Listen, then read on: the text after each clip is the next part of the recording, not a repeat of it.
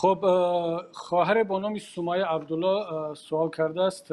الله نگهبانتان باشد. من چنین پیشنهاد دارم، بعد شمایان در وطن باید شمایان در وطن کانال داشته باشیدان.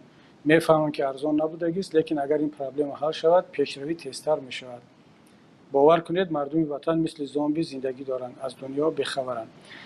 خواهر عزیز سمیه، پیشنهاد بسیار خوب است. شما میدونید که تلویزیون کردن کاری آسان نیست، ارزان نیست. ما این تجربه را داریم. وقتی که امکانیت داشتیم تلاش‌های زیاد کردیم و تا یک جا هم رفت. اما الان همین اینترنت و همین یوتیوب، فیسبوک خیلی مردم رو بیدار کرده ایستادن و همین است که حکومت از همین میترسد و بلاک میکند یا محکم میکند. اما مطمئن باشید ما در فکر تشکیل یک تلویزیون هستیم.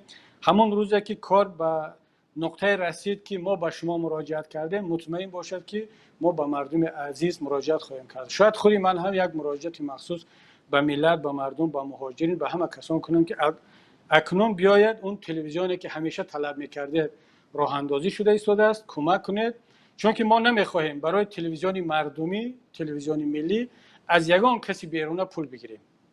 میخواهیم این مال ملت باشد، برای ملت باشد، در خدمت ملت باشد و از پول ملت باشد. انشالله نزدیک است اون روز و حتما من یا دوستانی ما مراجعت خواهند کرد و اون وقت بعد میبینیم که شما دوستانی عزیز چقدر این تلویزیون برای شما لازم هست یا نیست. اگر کمک کردید پس معلوم میشود که لازم بوده است، اگر کمک نکردید پس این در حد همون شعار و آرزو باقی خواهد ماند.